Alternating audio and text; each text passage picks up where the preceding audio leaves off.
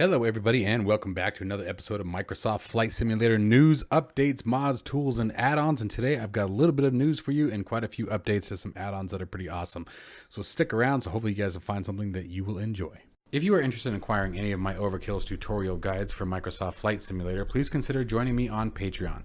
Patreon subscribers level tier 2 and above have access to all of my guides, as well as any future updates and future guides that will be coming down the road. Link to Patreon can be found in the description below.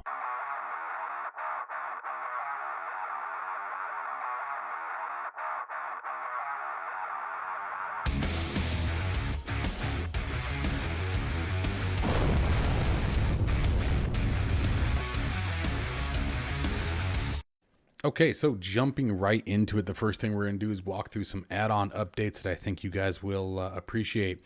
First off, if you are familiar with flying the Flybywire A320 or even the default A320, one of the options that we have available in the MCDU configuration is to configure your flex temp, which basically is configuring or reducing the engine power needed in order to commit to takeoff.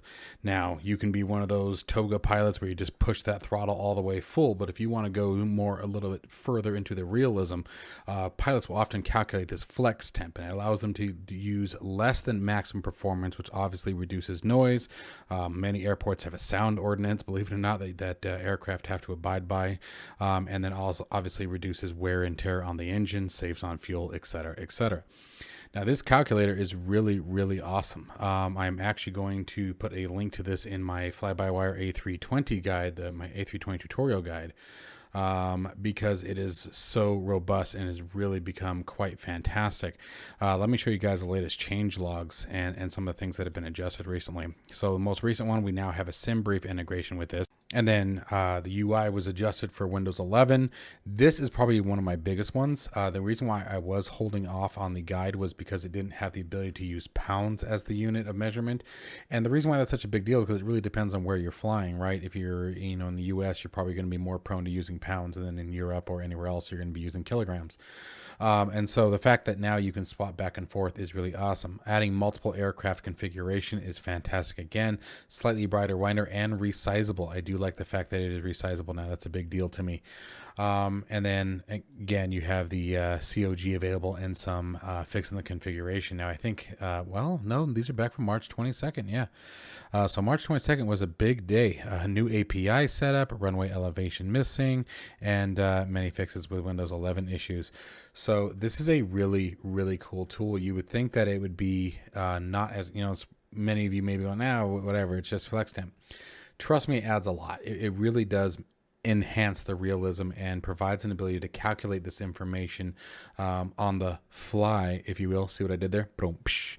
And a really appreciated piece of software for the A320 for Microsoft Flight Simulator, and specifically the A32NX. The calculations being in line with the A32NX really makes a huge difference, because all of the performance numbers between the A32NX and the default Microsoft Flight Simulator A320 are significantly different. So once again, guys, be sure to check this out. If you enjoy flying the Flybywire A32NX, I would say this has become a must have in your toolbox. Real quick tool, easy to launch, very lightweight, and get you moving without having to worry about other websites or things like that you have to worry about. So anyway, didn't mean to rant on that one, but I really enjoy this tool. Moving to our next one, we have the ShiftZ Stats. Many of you have asked what this Z is. If I can show you the screenshot right here, what this Z is on my toolbar, and this is what it is. ShiftZ Stats provides you a ton of information, anything from flight performance information specific to like things like barometric pressure, current altitude, magnetic wind headings, airspeed, things like that. But one of the other cool things that I think is really useful to us, especially since we're always, working on, optimizing the sim, is it also provides you current frame rate without having to enable the developer mode and then putting up that FPS counter. You can see there are a bunch of changes that happened in this most recent one. I'm not going to go down the list like every single one, but you guys certainly can pause the screen and check them out. But ambitious pilots do such fantastic work. They are another one that I highly recommend supporting if you can. I always feel hesitant to ask people for money when it comes to things like this, but it really does make a big deal for these guys, and they do put out some really awesome work. They're the same developers for the toolbar pushback, which is right here. And you guys can see, hopefully this is big enough where you guys can get an idea of the information that it displays. You select ShiftZ on your keyboard, it brings up a first menu. Select it again, it gives you things like frame rate like you're seeing here and a bit more information, and then hit ShiftZ one more time and it will remove it completely from the screen. So you don't have to access it from the toolbar or anything like that. It's all keystroke. So again, a really, really cool tool to have available in the sim. Gives you all the information that you need, especially if you're someone like me who doesn't particularly care for the in-game ATC. Any of the information that you would get from ATC minus taxi instructions and the current active runway, you can gather from ShiftZ Stats. And even the active runway you can gather from ShiftZ as long as you know the wind direction. Then obviously, we always take off and land into the wind, so you can at least, get an idea of which runway would be ideal. So anyway, that's ShiftZ Stats from ambitious pilots. Airport lights. This is one that I touch on every couple of months. This is a fantastic modification that really improves the night lighting of the different airports, whether it be the ground lights here. As you can see here, some taxi lights are adjusted, but for the most part, it works on adding things like the jetway lights, parking lights, all the areas that are super dark. Like let's look at some before and after. So here we have before, and then there's after. And you wouldn't think, again, that would bring a lot to the sim, but it truly does, especially when you're coming in on a night approach. And they have a huge list of airports. So if we go to the changelogs, there's 65 of them. These are all airports that have been added. So obviously way too many to go through, but they're all over the world. And you can also message them, and they will add an airport based on request. Obviously you have to give them time to do so. But for example, I asked a long time ago, I had asked for them to do one for Tucson International, my hometown. And I think within less than a week, they had done it for me, and it was very, very kind. So anyway, another really great, fantastic mod if you enjoy a good night flight.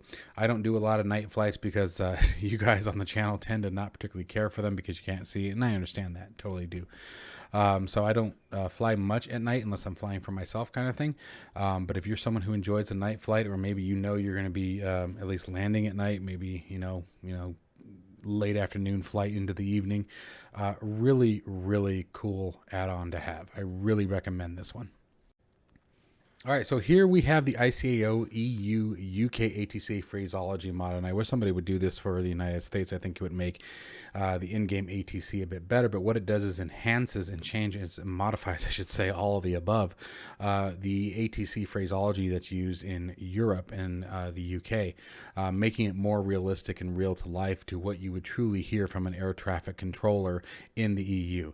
I want to emphasize it is only for the EU, but I really, really recommend this one. I did a before and after compare and contrast a few months back, and the differences was pretty significant. And the verbiage that's used in the phraseology mod really added a lot and really made it as best you can much more lifelike when you were talking to AC. It didn't seem so robotic. You didn't hear the same thing over and over again.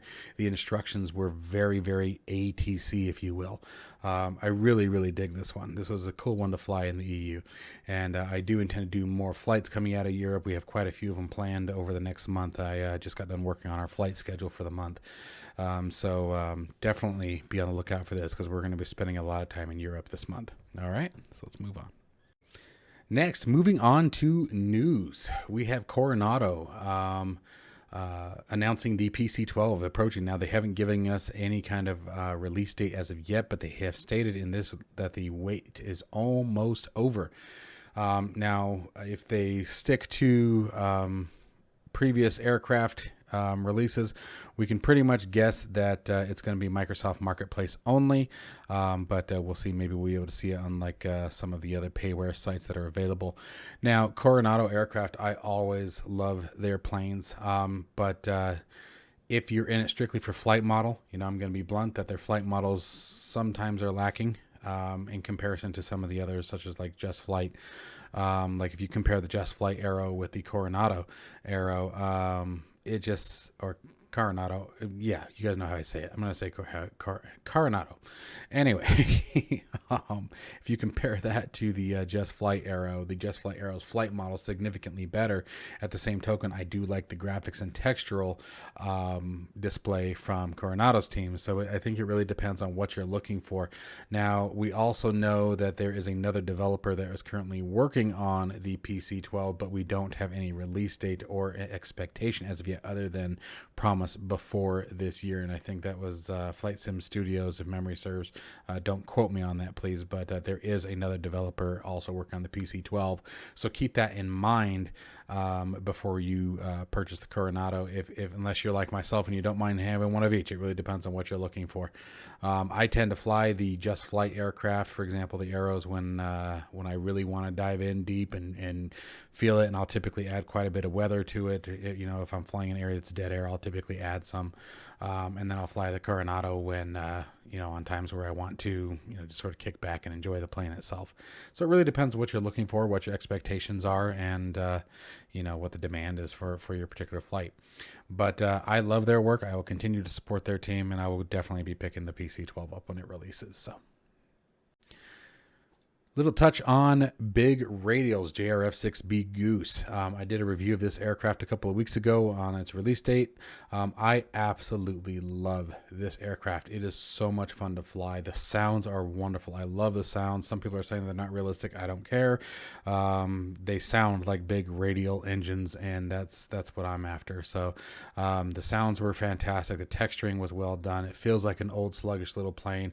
At the same token, you feel like sort of, you know, that living rebel flying one, you know. Yep, you're putting everything else away. You're not flying the high performance fancy stuff.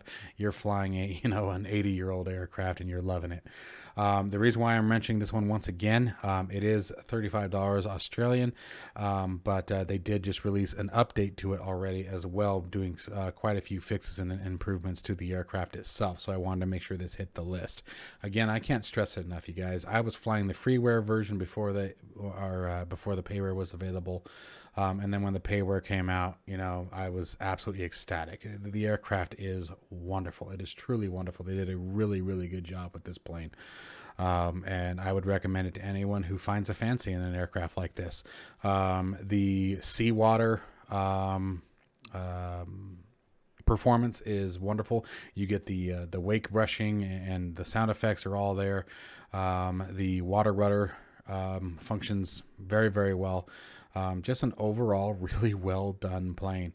Yeah, anyway, I wanted to make sure that you guys were aware this aircraft was released and what I think of it. We'll definitely be seeing more of the Goose on our channel, so stick around for that. If you guys are unsure, be sure to check out some of my previous videos on it as well if you guys are interested in the Goose. Anyways, that is going to wrap up our video for tonight. I hope you guys have all had a wonderful week, and I hope you're doing very, very well.